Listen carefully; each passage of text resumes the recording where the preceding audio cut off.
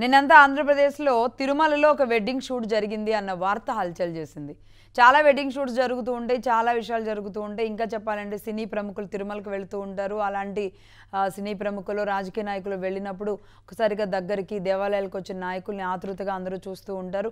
ఇదంతా సర్వసాధారణంగా జరుగుతూ ఉంటుంది. కొంతమంది పర్సనల్ జీవితాలకి అంటే పర్సనల్ లైఫ్కి సంబంధించి కాబట్టి కొంచెం ఇంట్రెస్టెడ్గా ఫొటోస్ తీసుకోవడానికి వీటికి ఇంట్రెస్ట్ చూపిస్తూ ఉంటారు. కానీ నిన్న దువ్వాడ శ్రీనివాస్ గారు మాధురి విషయంలో అంటే దాదాపుగా కొన్ని నెలల నుంచి వాళ్ళ కుటుంబ కలహాలు ఏవైతే ఉన్నాయో అవి కాస్త మాది మంచి సత్సంబంధం, రాజకీయ సంబంధం, రాజకీయాల కోసం ఒకరికొకరు నిలబడ్డాం అని దువ్వాడ శ్రీనివాస్ చెప్పిన ఆ పరిస్థితి దగ్గర నుంచి ఈరోజు వాణి భార్యగా అలాగే కుమార్తె ఇద్దరు వాళ్ళ ఇంటి ముందు చేసిన యుద్ధం దగ్గర నుంచి అలాగే దువ్వాడ శ్రీనివాస్ కూతురు మీద కొట్టడానికి వెళ్ళిన పరిస్థితి దగ్గర నుంచి అది కాస్త వాణి వర్సెస్ మాధురిగా మారి నన్ను సర్వనాశనం చేశాడు అని వాణి అంటుండే దువ్వాడ మాధురి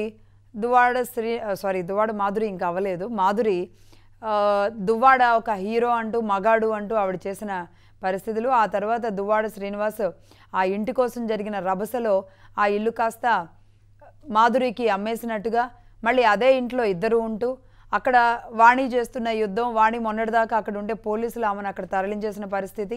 ఆ వీడియో చూస్తున్నాం. ఆయన నా రాజాకి సాంబార్ చేస్తున్నాను అని ఆవిడ టెలికాస్ట్ చేస్తున్న వీడియోలు, అలాగే వాళ్ళు బండి మీద వాళ్ళు ఇంటి ముందే చక్కర్లు కొడుతూ ఉన్న దృశ్యాలు ఇవన్నీ బాగా గమనిస్తూ ఉన్నారు. ఎందుకంటే దువ్వాడ శ్రీనివాస్ అన్న వ్యక్తి ఒక రాజకీయ నాయకులు, ఒక ఎమ్మెల్సీ, ముఖ్యంగా పవన్ కళ్యాణ్ గారు లాంటి వాళ్ళ మీద యుద్ధం చేశారు. జగన్ నా ఆత్మ, నా ప్రాణం అని చెప్తూ ఉంటారు. కాబట్టి ఇలాంటి నాయకులు, ప్రజా జీవితంలో ఉన్న నాయకుల జీవితాలు ఎలా ఉంటాయి అనేది చాలా స్పష్టంగా చూస్తూ ఉంటారు. ఒకవేళ నిజంగానే డిస్టర్బెన్స్ ఉంది ఫ్యామిలీ లైఫ్లో అంటే మంచి నలుగురిలో చెప్పు, చెడు ఏదైతే ఉంటే చెవిలో చెప్పు అంటూ ఉంటారు. కానీ ఒకవేళ ఏదైనా చెడు ఉంటే నలుగురు మధ్య తమ వాళ్ళ మధ్య సమసిపోయేలాగా చేసుకోకుండా ఇలా సమాజానికి భార్యతో గొడవ ఉంటే ఎదిగొచ్చిన బిడ్డలు చేతిలో ఉన్న, పెళ్ళిడికి వచ్చిన బిడ్డలు చేతిలో ఉన్న అలా కుటుంబాన్ని వదిలేసి ఇలా చక్కర్లు కొట్టొచ్చు, ఎక్కడికైనా వెళ్ళొచ్చు, తిరుమల దేవస్థానానికి వెళ్ళొచ్చు, అక్కడికి వెళ్ళి మేము త్వరలో పెళ్లి చేసుకోబోతున్నాం, విడాకులు అయిన తర్వాత అలాంటి మాటలు చెప్పొచ్చు. నిజానికి సెలబ్రిటీలు, సినిమా లైఫ్లో ఉన్నవాళ్ళు వాళ్ళ జీవితాల్లో డిస్టర్బెన్సెస్ కామన్గా ఉంటూ ఉంటాయి. కాబట్టి అలాంటి వాళ్ళు మాట్లాడుకోవడం అనేది సహజంగా మారుతున్న నేపథ్యంలో రాజకీయ నాయకులు, నలుగురికి ఆదర్శంగా నిలబడాల్సిన వాళ్ళు, ఒక నియోజకవర్గానికి రిప్రజెంట్ చేసేవాళ్ళు ఇలా వ్యవహరించడాన్ని మాత్రం నిజంగా తప్పుపడుతున్నారు. ముఖ్యంగా ఇద్దరి మధ్య ఒక 20-22 ఏళ్ల వయసు తేడా, ఒక రకంగా తండ్రి కూతురులకి అంత గ్యాప్ ఖచ్చితంగా ఉంటుంది. అంత తేడాతో ఈరోజు ఆమెకి 3 ఆడపిల్లలు అని చెప్తున్నారు మాధురికి, అలాగే దువ్వాడ శ్రీనివాస్ గారికి 2 ఆడపిల్లలు. పరిస్థితులు మేము చేసుకోబోతున్నామని ఆవిడ తిరుమల వేదికగానే నేను చెప్పడం, మరి అది వెడ్డింగ్ ఫోటోషూట్ కాదు అని దువ్వాడ శ్రీనివాస్ గారు స్వామివారి దగ్గర నుంచి నిజానికి ఆయన సరే అగ్రెసివ్గా మాట్లాడిన పొలిటికల్ వాతావరణంలో ఆయన ఉన్న మనం చూస్తూ ఉంటాం. తను డివోషనల్గా కానీ లేదంటే వ్యక్తిగతంగా కానీ తనకున్న ఇమేజ్ కానీ ఆ ప్లేస్లో తనకున్న మంచి ఇమేజ్ ఉన్న వ్యక్తి ఆయన నిన్న ఇది పెళ్ళి కాదు, మేము ఎప్పుడూ వస్తూ ఉంటాం, స్వామివారి బ్రహ్మోత్సవాల్లో వచ్చామని అతను నాకు ఇప్పటికే నష్టం జరిగింది, చాలా ఇబ్బందులు పడుతున్నాను అని ఆయన సరిదిద్దుకునే ప్రయత్నం లేదంటే జాగ్రత్తగా బ్యాలెన్స్ చేసుకునే ప్రయత్నం తాను చేస్తున్న మాధురి మాత్రం పెళ్ళి అన్న విషయాన్ని క్లారిటీ ఇచ్చేస్తే మరి ఇది ఎలా అర్థం చేసుకోవాలి సమాజం? అర్థం కాని పరిస్థితి. నిజానికి ఇది పూర్తిగా అది వాళ్ళ వ్యక్తిగతం, కానీ వాళ్ళు ప్రజా జీవితంలో ఉన్నారు, నలుగురికి మంచి చెప్పాల్సిన వాళ్ళు. ఇప్పుడు వీడియోలు చేసి అది కాదు మేము అన్నది ఇదంతా ప్రజల మీద రుద్దితే ఎందుకు భరించాలి మేము? ఇంకెన్నాళ్ళు చేస్తారు ఇలాంటివి? తప్పట్లేదు. ఇక మేము దీని గురించి కూడా మాట్లాడక డిబేట్ పెట్టక తప్పట్లేదు. అప్సాన్ రాజేష్ గారు ఉన్నారు, కంటిన్యూ అవుతున్నారు. రాజేష్ గారు, ఇది పరిస్థితి, ఇది సినిమా యాక్చువల్లీ. మళ్ళీ వాళ్ళు సినిమా కూడా దిగిపోతున్నారంట. ప్రజా జీవితంలో ఉన్న వాళ్ళు ఇంత అన్ని రకాలుగా ఏజ్ గ్యాప్ కానీ అటు భార్య కానీ వాళ్ళ పర్సనల్ జీవితాలు ఇంత ఛిద్రంగా మారుతాయా? ముందుగా ఈ అంశాన్ని ప్రస్తావించడానికి ముందు మనకి ఇప్పుడే ఒక వార్త స్క్రోల్ అవుతూ ఉంది, ఫోన్లో కూడా వచ్చేసింది. ఆల్ ఇండియా బార్ కౌన్సిల్ అధ్యక్షులు శంకర్ రాజేంద్ర ప్రసాద్ గారు, విజయవాడలో ప్రముఖ లాయరు, వారు ప్రతి మీడియా డిబేట్లో కూడా అమరావతి అంశం బిగిన దగ్గర నుంచి జగన్మోహన్ రెడ్డి గారి ప్రభుత్వానికి వ్యతిరేకంగా చాలా డిబేట్లో చాలా యాక్టివ్గా పార్టిసిపేట్ చేస్తుండేవారు. ఈ దసరా సెలవులు, కోర్టు సెలవు సందర్భంగా చాలామంది న్యాయవాదులు 2 బస్సుల్లో రాజస్థాన్ టూర్కి వెళ్ళారంట. ఓకే. అక్కడ జరిగిన యాక్సిడెంట్లో వారికి తీవ్రంగా గాయాలయ్యి వారి సతీమణి చనిపోయినట్టుగా వార్తలు వస్తున్నాయి ఇప్పుడు మనకి. ఓకే. ఓకే. వారే చాలా పెద్దవారు రాజేంద్ర ప్రసాద్ గారు. వారు కోలుకోవాలని అక్కడ గాయపడిన ఆంధ్రప్రదేశ్ లాయర్లందరూ కూడా క్షేమంగా ఇంటికి చేరాలని చెప్పని కోరుకుంటా ఉన్నాం. ఇక అంటే ఆయన కూడా యాక్సిడెంట్లో ఉన్నారు, వారికి గాయాలైనట్టు వారి సతీమణి చనిపోయినట్టుగా వార్తలు వస్తూ ఉన్నాయి. చాలా బాధాకరమైన చాలా సోషల్ కాన్షియస్నెస్ ఉన్నాయన, చాలా అంశాల పట్ల చాలా వేగంగా స్పందిస్తూ ఉంటారు, చాలా నిశితంగా విశ్లేషించి మీడియా చర్చలో పాల్గొంటూ ఉంటారు. ఇవాళ ఇటువంటి పరిస్థితి ఎదురుకోవటం చాలా బాధాకరమైన అంశం. ఇక ఇప్పుడు మీరు ప్రస్తావించిన ఈ అంశం, గత 2 వారాల నుంచి తిరుమల శ్రీవారి లడ్డు అంటే దాదాపుగా మనకి 18వ తారీఖు రాష్ట్ర ముఖ్యమంత్రి చంద్రబాబు నాయుడు గారు ఎన్డీఏ కూటమి ప్రభుత్వం 100 రోజులకు పూర్తవుతున్న సందర్భంగా వారి శాసనసభ పక్ష సమావేశాన్ని ఏర్పాటు చేసుకున్న సందర్భంగా చేసిన ప్రకటన నాటి నుంచి మొదలయ్యి ఇవాళ 8వ తారీఖు అంటే దాదాపుగా 3 వారాల నుంచి రాష్ట్రాన్ని దేశాన్ని ఒక కుదుపుతున్న శ్రీవారి లడ్డూలో వినియోగించే నెయ్యి కల్తీ వ్యవహారం అది శ్రీవారి ఆలయానికి ఎంతటి అప్రతిష్ట తీసుకొచ్చింది, ఎంత అపచారం కలిగించే కార్యక్రమానికి పాల్పడ్డారు, కోట్లాది మంది భక్తులు ఎంత మనోవేదంతో రగిలిపోయారనేది చూసాం మనం. ఆ అపచారానికన్నా కూడా ఇది మరింత విస్తృతంగా, ఎందుకంటే అది ఎలా జరిగింది అనేది ఆ వంట చేసే ఆ పోటులో పనిచేసే ఆ బ్రాహ్మణులకు కూడా తెలియదు. అంటే కల్తీయే వచ్చింది. కానీ ఇవాళ కళ్ళ ముందు కనిపిస్తూ ఉంది. అతను ఒక ఎమ్మెల్సీ, అతను ఎవరు అనేది ఒక ఐడెంటిటీ ఉంది. ఎమ్మెల్సీగానే ఆ ప్రివిలేజ్ ఉపయోగించుకొనే అతను దర్శనానికి రావడం జరిగింది. వాళ్ళ విఐపి బ్రేక్ దర్శనానికి రావడం జరిగింది. నువ్వు ఒక ఎమ్మెల్సీగా ఆ ప్రివిలేజ్ ఉపయోగించుకుంటున్నప్పుడు ప్రజాప్రతినిధిగా ఆ అవకాశం, ఆ వెసులుబాటు ఆలయ ధర్మకర్తల మండలి, ఆలయ యాజమాన్యం అతను కల్పిస్తూ ఉన్నప్పుడు ఇవాళ అతని పక్కనున్న ఆవిడ ఎవరో తెలీదా?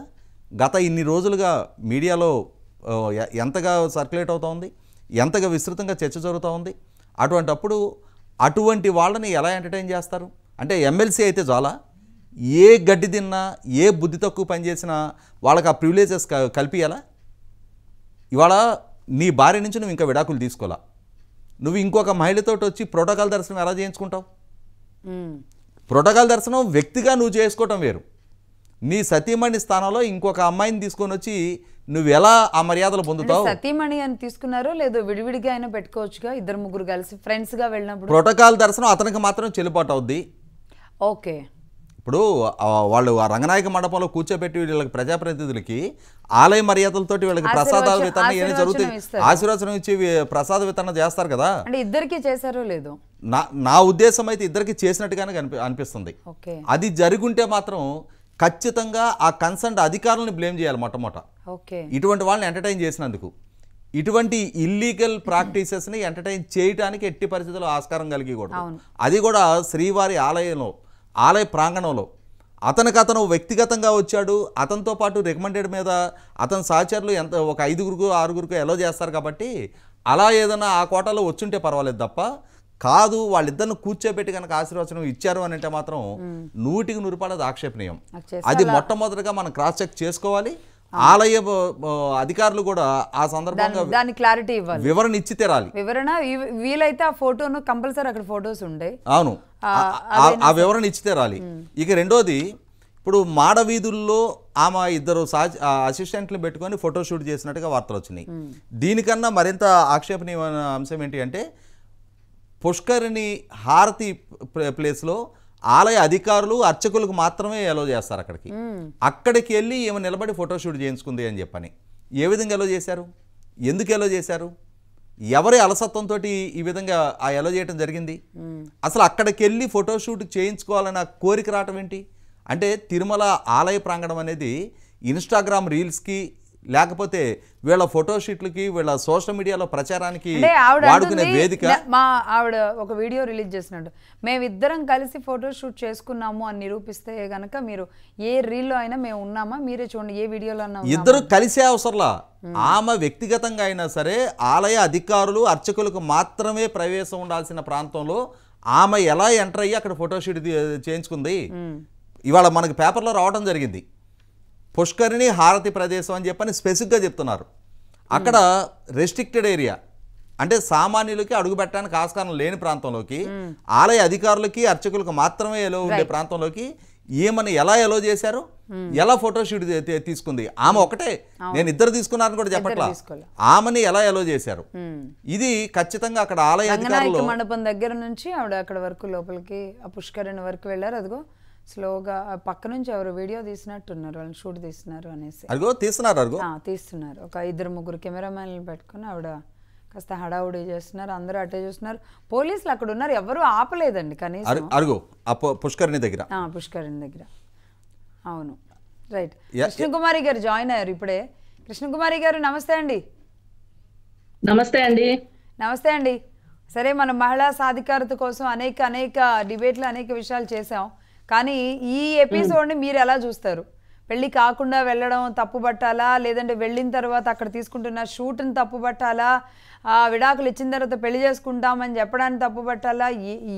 ఏమనిపిస్తుంది? ప్రజా జీవితంలో ఉన్న వాళ్ళ జీవితాలు ఇలా ఉండడాన్ని ఎలా చూడాలి? ఇది పూర్తిగా అనైతికమైనది, చట్ట వ్యతిరేకమైనది. పైగా సమాజంలో ఒక రాజకీయ నాయకుడిగా గుర్తించబడిన వాళ్ళు అస్సలు చేయకూడదు. మాట్లాడడానికి లేదండి, మాటలు లేవు, మాట్లాడుకోవటాలు లేవు అని అనుకుంటాను. చూడండి కొన్ని సందర్భాల్లో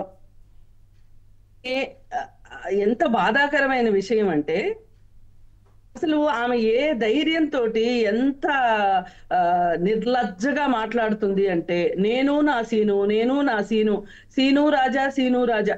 అసలు ఇది ఎట్లా అంటే అండి, గుప్స కలిగిస్తుంది వినడానికి.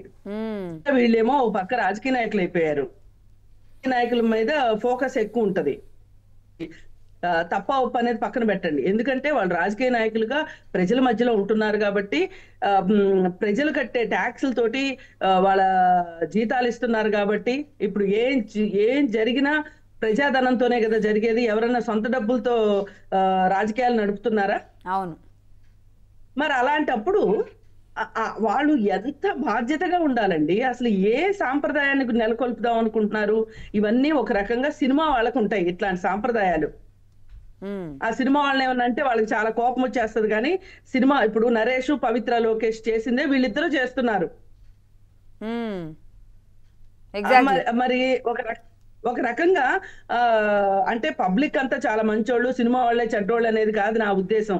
వాళ్ళు ఏం చేస్తారంటే ఏ దీన్నైనా సామాన్యీకరించేటట్లు చేస్తారు. ఇప్పుడు వాళ్ళు చేశారు కాబట్టి, జనాలందరూ చూశారు కాబట్టి, ఓహో ఇలా కూడా చేయొచ్చా అంటే, ప్రజలు మరీ నోట్లో వెళ్ళి పెట్టుకున్న వాళ్ళని కాదు నా ఉద్దేశం. వీళ్ళు చేస్తారు కానీ సామాన్య ప్రజలు ఖచ్చితంగా మీరు అన్నట్టు అదే నేను చెప్తున్నా. వీళ్ళు దొంగచాటుగా చేస్తారు, ఆ చేసింది దొంగ బతుకుతూ ఉంటారు. వీళ్ళు ఏం చేస్తారు, దాన్ని చాలా మామూలుగా చేసేసేసరికి మామూలు వాళ్ళకు కూడా ఓహో మనం చేసింది కరెక్టేనమాట, మనం కూడా చెయ్యొచ్చు, చేస్తే మట్టుకు ఎవరేం చేస్తారు, పోయేది ఆ భార్యలే కదా, ఆ భార్యల తాలూకు ఉన్న పిల్లలే కదా, ఆలోచిస్తారు. హత్యలండి, ఎన్ని హత్యలు, మళ్ళీ దాని వెనక అక్రమ సంబంధాలు అన్న కోణాలు. అదే కదా అసలు కాదండి. ఇక్కడ ఇంత డెలిబరేట్ గా ఆమె భార్య ఉండగా, ఆమె కూడా ప్రజా జీవితంలో ఉన్న భార్య, ఆ భార్యను పక్కన పెట్టేసేసి నా ఇష్టం వచ్చినట్టు చేస్తాను.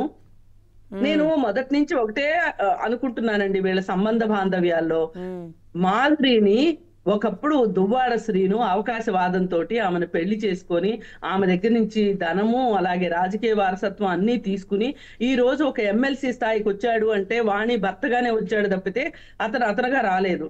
ఇలా వచ్చిన వాడు మళ్ళీ ఇప్పుడు ఇంకా ఆమె దగ్గర తీసుకోవడానికి ఏమీ లేదు, ఆమె ద్వారా సంక్రమించేది ఏమీ లేదు అని అర్థమైన తర్వాత మళ్ళీ అలాగే ఒక పొలిటికల్ బ్యాక్గ్రౌండ్ ఉన్న అమ్మాయిని, సొసైటీలో కాస్త పలుకుబడి ఉన్న అమ్మాయిని, అంటే పాపులారిటీ ఉంది ఆమెకి, పలుకుబడి అంటే నా ఉద్దేశం ఆ ఉన్న అమ్మాయి, డబ్బులున్న అమ్మాయి, ఆ అమ్మాయి భర్తతోటి విభేదాలు ఉన్న అమ్మాయిని, ఆమెదో అమాయకురాలని కాదు నా ఉద్దేశం, ఆమెని ఇప్పుడు తను వాడుకుంటున్నాడు.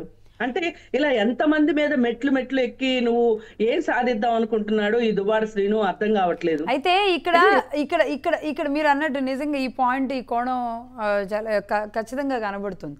అయితే కృష్ణకుమారి గారు భర్త ఒక వీడియో ఒక ఛానల్కి ఇచ్చిన దాంట్లో ఎంత బాధగా నా మాధురి తల్లి లాంటిది, అమ్మ లాంటిది, ఎవరినైనా సరే ఇది చేస్తుంది, తప్పు చేస్తుంది అంటే నేను నమ్మను, తను ఎప్పుడూ కూడా నిజాయితీ పరురాలని ఎంత ప్రేమగా ఒక భర్త మాట్లాడిన దానికి కూడా ఆమె ఖండించి మేము పెళ్లి చేసుకోబోతున్నామని ఆవిడ చాలా ఓపెన్ స్టేట్మెంట్ ఇచ్చేశారు నిన్న.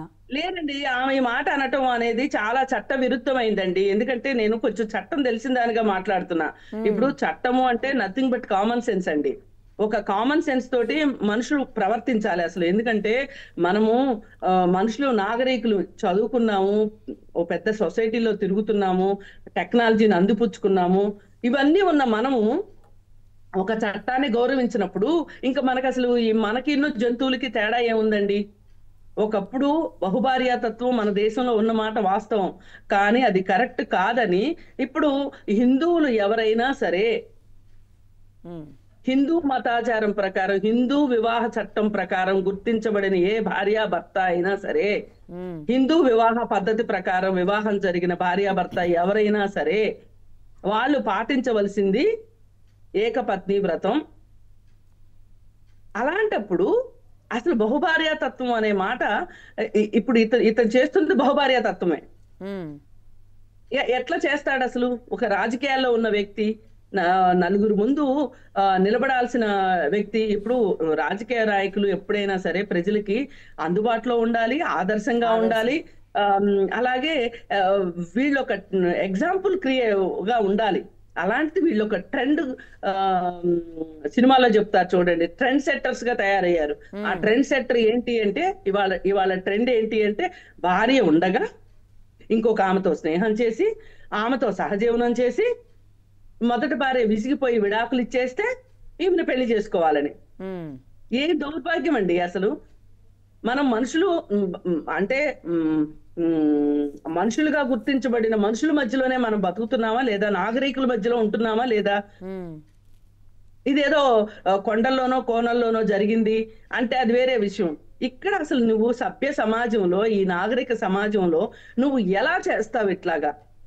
నాకు ఈ కేసు మొదలైన దగ్గర నుంచి నరేష్, పవిత్ర, లోకేష్ గుర్తొస్తున్నారండి. వాళ్ళ బంధాన్ని సామాన్యీకరించుకోవడానికి ఏజ్ గ్యాప్ కానివ్వండి, అటు ఆమెకి పిల్లలు, ఆమెకి భర్త, ఇటు ఈయనకి same story. Correct, same story. పైగా అన్నిటికన్నా బాధించే విషయం ఏంటంటే చాలా మంది పెద్ద మనుషులుగా చలామణి అవుతున్న వాళ్ళిద్దరిని నరేష్, పవిత్ర, లోకేష్ విషయం గనక మనం తీసుకుంటే వాళ్ళిద్దరు బంధాన్ని బలపరచడానికి చాలా మంది అధికార పదవుల్లో ఉన్నవాళ్ళు, అలాగే సమాజంలో పెద్ద మనుషులుగా గుర్తించబడుతున్న వాళ్ళు, అలాగే రిటైర్డ్ జడ్జీలు, ఆల్రెడీ జడ్జీల స్థానంలో ఉన్న వాళ్ళు కూడా వాళ్ళు పిలిచిన ఫంక్షన్లకు వెళ్ళి అక్కడ వాళ్ళని ఆశీర్వదిస్తున్నారు, వాళ్ళని కంగ్రాచులేట్ చేస్తున్నారు అంటే ఆ బంధాన్ని ఆమోదించినట్లే కదా. అలాగే ఇప్పుడు తిరుపతిలో కూడా జరిగింది ఏంటి? వాళ్ళ బంధాన్ని ఒక రకంగా ఆమోదింపజేసుకోవడానికేగా వాళ్ళు వెళ్ళింది. అప్సాన్ గారు అన్నట్టుగా లోపల అసలు ఇద్దరికి కలిపి భార్యాభర్తలకు ఇచ్చినట్లుగా ఆశీర్వచనం ఇచ్చారు అంటే అది ఇంకా ఇచ్చే ఉంటారండి. ఇవాళ వాళ్ళు చేస్తున్నది ఇప్పుడు వాళ్ళు ఏమనుకుంటారు, ఆ పూజారులు వీళ్ళకి పెళ్ళయిందని అనుకుంటారు. వాళ్ళకి ఏం తెలుసు చెప్పండి? అవును, ఆవిడ కూడా బొట్టు పెట్టుకొని కానీ వెళ్ళిన వాళ్ళకి కదా తెలుసు పెళ్లి కాలేదని. అవును, మనమేమి కలగనలేదు కదా. రేపు పొద్దున వీళ్ళిద్దరూ కలిసి వెళ్తారు, పూజారులారా వాళ్ళిద్దరికి మీరు పూజలు చేయకండి, ఆశీర్వచనాలు ఇవ్వకండి అని చెప్పడానికి మనమేం కలగనం కదా. వాళ్ళు వెళ్తారని వాడుకుంటానండి బుద్ధి. నేను ఈ పూజారులు నేనేం అనట్లేదు, కానీ వీళ్ళు చేసేది ఏంటి అంటే అసలు వాళ్ళిద్దరికే తెలుసు వాళ్ళు చేస్తున్నది ఎంత తప్పో. ఒక పక్క ఆమె విడాకులకి వేసుకుందో వేసుకోలేదో తెలియదు, పంచాయతీలు నడుస్తున్నాయని తెలిసింది. అయినప్పుడు నువ్వు ఎట్లా ఇంత పబ్లిక్ గా నువ్వెలా అతనికి భార్య ఉందని తెలిసి, ఇప్పుడు కొన్నిసార్లు ఏం జరుగుతుందంటేనండి, మొదటి భార్యకి విడాకులు ఇవ్వకోకుండా తనకి భార్య ఉంది, పిల్లలు ఉన్నారని చెప్పుకోకుండా ఇంకో పెళ్లి చేసుకునే వాళ్ళు ఉంటారు. ఉమ్, అప్పుడు కోర్టు ఏం చేస్తుందంటే నిజంగా ఈ అమ్మాయికి ఈ సంగతి తెలుసా లేదా అని చూసి, తెలీదు అంటే గనక ఆ అమ్మాయిని కూడా నిర్దోషిగా ఆమె తప్పేమీ లేదు అని ఆమె మోసం నిరపరాధిగా ఇంకా బాధితురాలిగా చూడొచ్చు. బాధితురాలుగా చూస్తారు. కానీ ఈ సదరు భర్తకి తెలుసు కదా, తనే కదా పెళ్లి చేసుకుంది, తనకేం షార్ట్ టర్మ్ మెమరీ లాస్ రాలేదు కదా, ఉమ్, తనకు భార్య ఉందని తెలుసు, పిల్లలు ఉన్నారని తెలుసు. ఉమ్, తెలిసే ఆ అమ్మాయిని మోసం చేసినట్టు మొదటి భార్యని మోసం చేశాడు, రెండో భార్యని మోసం చేశాడు. ఇక్కడ ఇదే ప్లేస్ ఇప్పుడు ఇక్కడికి వచ్చేసరికి మాధురికి ఆ విధమైన వెసులుబాటు కూడా లేదు. ఎందుకంటే వాణి ఉందని తెలుసు. వాళ్ళిద్దరు భార్యాభర్తలుగానే ఈవిని పార్టీలోకి ఆహ్వానించారు, ఈవిడికి సన్మానాలు చేశారు, ఈవిని ఇంటికి రానిచ్చారు, అవును. అన్నీ చేశారు.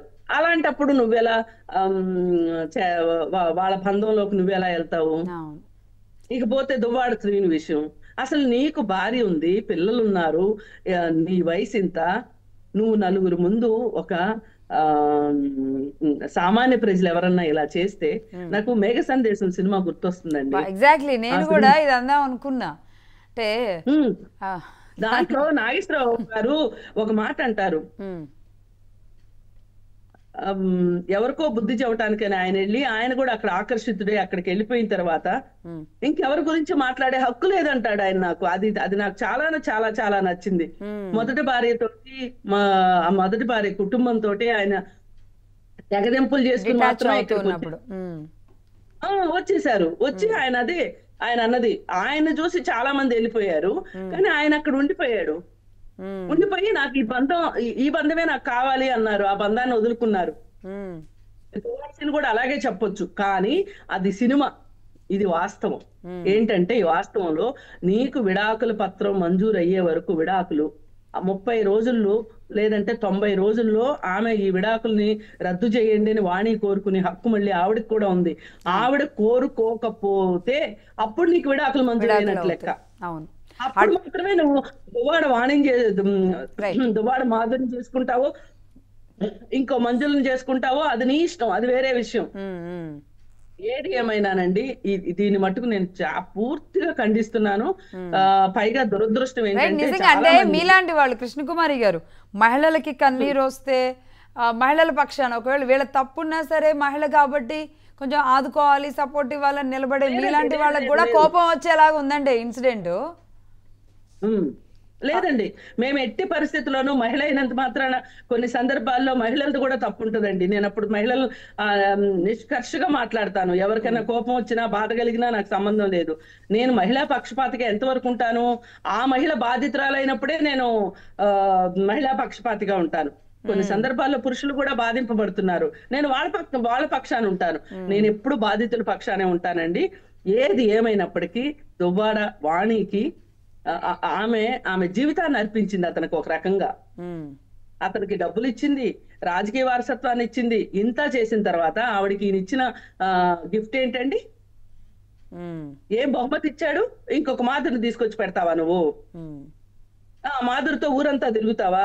పైగా ఈ సిగ్గులేని మొహాలు సినిమా కూడా తీస్తారంట.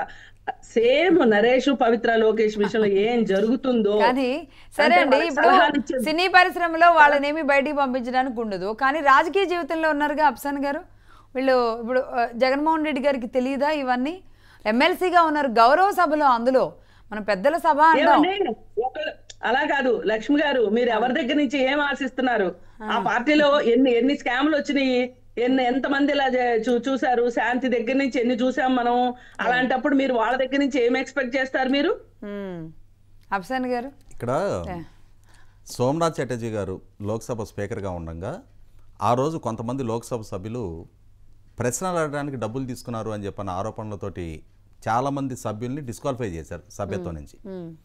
మొన్న టెన్యూర్లో మహువా మొయిత్రా ఇప్పుడు లోక్సభకి ఎన్నికయ్యారు. ఆమె అంతకుముందు రాజ్యసభ సభ్యురాలుగా ఉన్నప్పుడు ఆమె కూడా రాజ్యసభ సభ్యురాలుగా తనకు సంక్రమించిన ప్రివిలేజెస్ని అమ్ముకున్నారు అని చెప్పని ఆమెను కూడా రాజ్యసభ సభ్యత్వం నుంచి ప్రివిలేజ్ కమిటీ డిస్క్వాలిఫై చేసింది. అలాగే ఇలా ఇప్పుడు అంటే మనకి కూడా చట్ట సవరణ చేయాలి. ఇప్పుడు పిల్లి అనంతబాబు అతను నేనే హత్య చేశాను అని చెప్పని పోలీసుల దగ్గర కన్ఫెస్ అయ్యాడు. సహజంగా ఏంటి, కేసు విచారణలో ఉన్న మాత్రాన వాళ్ళు దోషి అని నిర్ధారణ అయ్యే వరకు వాళ్ళకి ఆ వెసులుబాటు దక్కుద్ది, వాళ్ళు ఆ శాసనసభ సభ్యత్వమో ఎమ్మెల్సీ కొనసాగుద్ది. కానీ ఇక్కడ అతనే కన్ఫెస్ అయ్యాడు, హత్య నేనే పాల్పడ్డాను అని చెప్పని. ఇమ్మీడియట్గా ఆ పదవి నుంచి డిస్క్వాలిఫై చేసే వెసులుబాటు కల్పించాలి. అలాగే ఇప్పుడు ఇతను ఎమ్మెల్సీగా ఉండి తన భార్యకి విడాకులు ఇవ్వకుండా ఇవాళ వేరే మహిళతోటి సహజీవనం చేస్తున్నాము అని చెప్పని నిన్న ఆవిడ ప్రెస్ మీట్లో చెప్పింది. అటువంటప్పుడు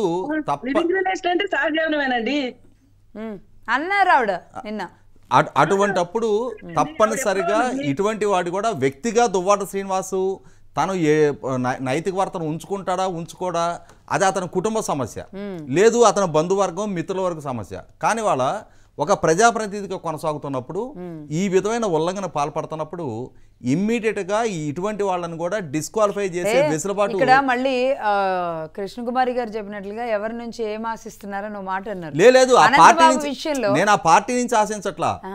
ఇప్పుడు ఎలా అయితే మహువా మొయిత్రాన్ని డిస్క్వాలిఫై చేశారో, ఎలా అయితే సోమనాథ్ చటర్జీ గారు కొంతమంది లోక్సభ సభ్యులను డిస్క్వాలిఫై చేశారో, అలాగే నేరం తెలిసి నేరం చేస్తున్నారు అనేది నిర్ధారణ అయిన తర్వాత తప్పనిసరిగా ఇటువంటి వాళ్ళని కూడా ఆ పదవి నుంచి డిస్క్వాలిఫై చేయాలి. అనంతబాబుని ఎమ్మెల్సీగా డిస్క్వాలిఫై చేయాలి, దువ్వాడ శ్రీనివాస్ని ఎమ్మెల్సీగా ఆ కన్సర్న్ చైర్మన్ గారు డిస్క్వాలిఫై చేయాలి. జగన్మోహన్ రెడ్డి గారు ఎట్టి పరిస్థితుల్లో డిస్క్వాలిఫై చేసే నైతికత ఆయనకు లేదు. ఎందుకంటే ఆయన మీద అన్ని కేసులు నమోదైనప్పుడు అది ఆయన ఇష్టం. కానీ ఆ సభ్యత్వాలను మాత్రం డిస్క్వాలిఫై చేసే చట్ట సవరణ తీసుకురావాలి, ఆ అధికారం చైర్మన్ గారికి ఇవ్వాలి, సుమోటోగా డిస్క్వాలిఫై చేయాలి. ఇప్పుడు గతంలో చూసాం మనం, గోరంట్ల మాధవ్ అనేవాడు ఎంపీగా ఉండి ఒక జుగుత్సాకరమైన వీడియో బయటకు వచ్చింది, దాన్ని ఫోరెన్సిక్ టెస్ట్కి పంపించి దాన్ని నిర్ధారణ చేసుకొని అతన్ని డిస్క్వాలిఫై చేయలేరా అండి? అంటే సభ ప్రెమిసెస్లో జరిగితేనే సభా గౌరవం అది. ఆ సభ సభ్యుడు అయ్యి ఉండి బయట ఏ జుగుత్సాకరమైన కార్యక్రమాలకి పాల్పడ్డా అది సభ పలానా లోక్సభ సభ్యుడు అని కాదు అనుకునేది. కాబట్టి వాళ్ళ ఆ విధమైన చట్ట సవరణ రావాలి, సభకి ఆ విధమైన హక్కులు కల్పించాలి, చైర్మన్ గారు సుమోటోగా డిస్క్వాలిఫై చేయాలి. ఒక్క క్షణం కూడా ఇటువంటి వాళ్ళు ప్రజాప్రతినిధులుగా కొనసాగితే అది ప్రజాస్వామ్యానికి రాచపండి. ఇటువంటి వాళ్ళు ఉండటానికే వీల్లేదు. ఎట్టి పరిస్థితుల్లో నైతిక ప్రవర్తన ఉండి తీరాల్సిందే. ఆ మోరాలిటీ మెయింటైన్ చేయనాళ్ళు మన ప్రతినిధులుగా కొనసాగడానికి మాత్రం వీల్లేదు.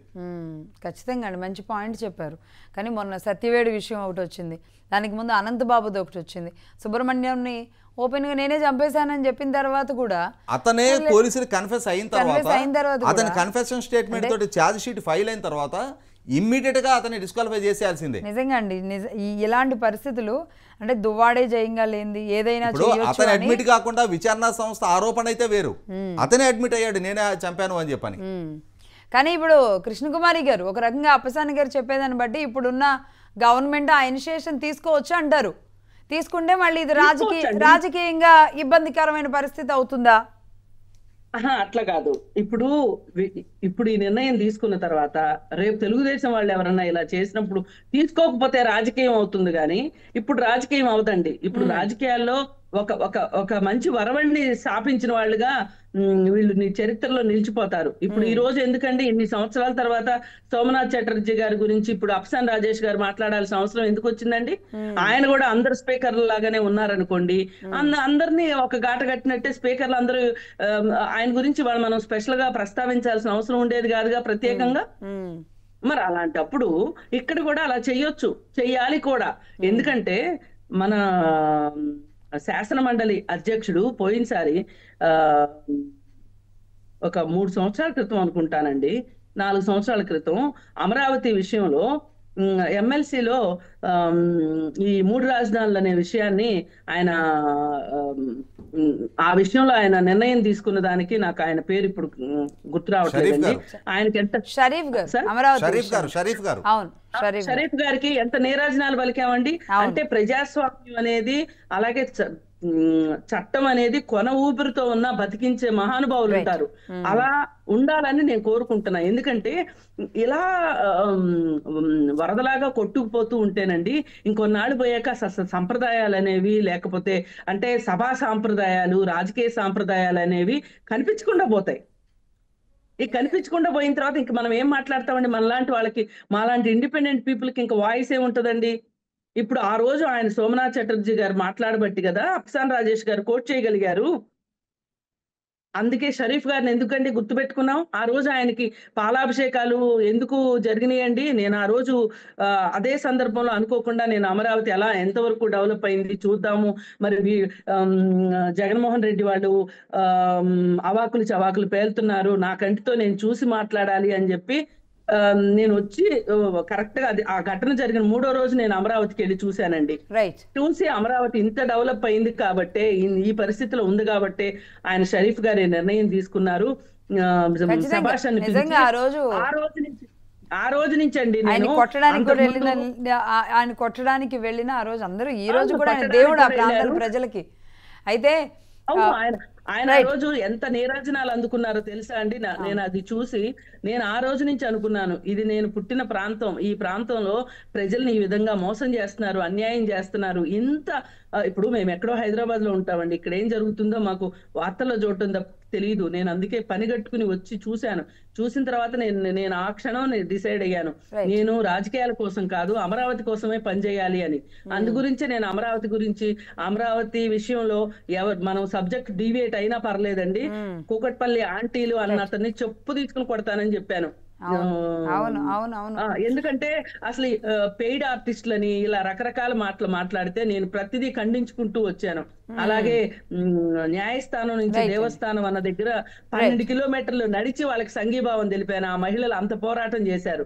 ఎందుకంటే ఇవన్నీ మనకి చరిత్రలో నిలిచిపోయినాయండి. ఇప్పుడు ఈ షరీఫ్ గారు లాంటి వాళ్ళు, సోమనాథ్ చటర్జీ గారు లాంటి వాళ్ళు నెలకొల్పే ఒక మైల్ రాళ్ళు అనమాట ఇవి. వాటిని మనం అందుకే గుర్తుపెట్టుకోవాలి. ఇప్పుడు ఇతని విషయంలో కూడా, దువ్వాడ శ్రీను విషయంలో కూడా అతనికి ప్రపంచంలో ఇంకెక్కడా గుళ్ళు లేనట్లు తిరుపతి గుడికే వచ్చి, అంటే ఇది నన్నేం చేస్తారు చూడండి, ఇది రెచ్చగొట్టడం. వాళ్ళు రాజకీయంగా రెచ్చగొట్టడం కోసమే వాళ్ళు వచ్చారండి, వేరే ఉద్దేశమే కాదు. మళ్ళీ ఆయన ఎవరెవరు దీని గురించి మాట్లాడారో వాళ్ళంతా నాశనం అయిపోతారు అంటూ శాపనార్థాలు పెడుతూ వీడియోలు చేశారు. నేను భక్తితో వచ్చాను. దువ్వాడ గారు అవును, భక్తితో వస్తే ఇప్పుడు భార్యతోటి విభేదాలు ఉన్నాయండి, నేను ఒప్పుకుంటాను. భార్యకి నీకు విభేదాలు ఉన్నాయి, ఆమెను తీసుకుని వచ్చే పరిస్థితి నీకు లేదు, నువ్వు ఒక్కడివిరా. శ్రీరాముడు అంతటి వాడు సీత లేకుండా యజ్ఞాలు యాగాలు చేయలేదా అండి? ఆయన బంగారు సీతను పక్కన పెట్టుకుని చేశాడు. నీకు అసలు ఆవిడ మీద ఇష్టమే లేదు, నువ్వు ఒంటరిగా చేయొచ్చు కదా, నువ్వు ఒంటరిగా రావచ్చు కదా, నిన్నెవరు కాదంటారు? రైట్ అండి కృష్ణకుమారి గారు. ఖచ్చితంగా కనీసం ఇప్పటి వరకు మీరు మాట్లాడింది, అప్సాన్ గారు మాట్లాడింది విన్న తర్వాత అయినా కొంచెం పరివర్తన. సరే, వాళ్ళిద్దరి మధ్య పర్సనల్ గా భార్యతో అంటే మీరు అన్నట్టుగా కాకపోయినా వాళ్ళకి. లక్ష్మి గారు ఇంకొక మాట, నేను ఇప్పుడు ఆవిడ ఎంట పెట్టుకుని రావటం వెనకమాల అతనికి 2 లక్ష్యాలు ఉన్నాయి. ఒకటి, రాజకీయంగా నేను బలంగానే ఉన్నాను, నన్ను ఎవరు ఏమీ చేయలేరు, ఇది నా ఆత్మవిశ్వాసం చూపించుకుంటానికి ఒకటి. రెండోది, దువ్వెల మాధురిని ఆమె అభిప్రాయంలో నుంచి ఆమె పక్కకి వెళ్ళిపోతే, ఇప్పుడు తిరుపతి తీసుకురాలేదనుకోండి, ఆవిడ అలగొచ్చు కదా, నువ్వు ఈ మాత్రం చేయలేను, ఇతరం కోసమా నేను బయటకు వచ్చింది, నా కుటుంబాన్ని వదులుకునే ఒక ఫీలింగ్ వస్తుంది కదా. ఆమెను తృప్తిపరచటానికి, ఆమె నిర్ణయంలో ఆమె ఉండటం కోసం, అంటే ఆ బంధాన్ని తిరుపతిని వేదికగా చేసుకున్నాడు. ఆ ప్రోటోకాల్ ఆవిడ బలం అవన్నీ చూపించుకోవడానికి. కానీ కాకపోతే అండి, నిజానికి ఈ పర్సనల్ ఇష్యూస్ అన్ని అసలు మాట్లాడాలంటే కూడా ప్రతిరోజు అసహ్యంగా, చాలా అసహ్యంగా అనిపిస్తుంది. కానీ సమాజం మీద, నెక్స్ట్ జనరేషన్ మీద ఇలాంటివన్నీ రుద్దితే ఏంటండి ఇక కుటుంబ వ్యవస్థ, వివాహ వ్యవస్థ, ఇక వీటికి ఇక ఆ విలువలు అవన్నీ లేనట్టే. ఒకవేళ నిజంగానే డిస్టర్బెన్సెస్ ఉన్నాయి, ఎవరి సంసారం కూడా సాఫీగా ఉండాలని ఎవ్వరేం అనుకోరు. అన్ని రకాల ఇబ్బందులు ఉన్నాయి, మన చట్టాలు కూడా దానికి అనుగుణంగా మనల్ని ముందుకెళ్ళమని చెప్తున్నాయి. ఒకవేళ అదే ఉందనుకోండి, 4 గోడల మధ్య, నలుగురు మధ్య, వాళ్ళ మధ్య దాన్ని సాల్వ్ చేసుకొని ఆ తర్వాత గౌరవంగా బయటకు వచ్చిన ఎవరేమనరు. కానీ మా ఇష్టం వచ్చినట్లు ఉంటాం, విచ్చలవిడిగా ఉంటాం అన్నట్టుగా ఇలా చేయడాన్ని మాత్రమే తప్పుపడుతున్నాం.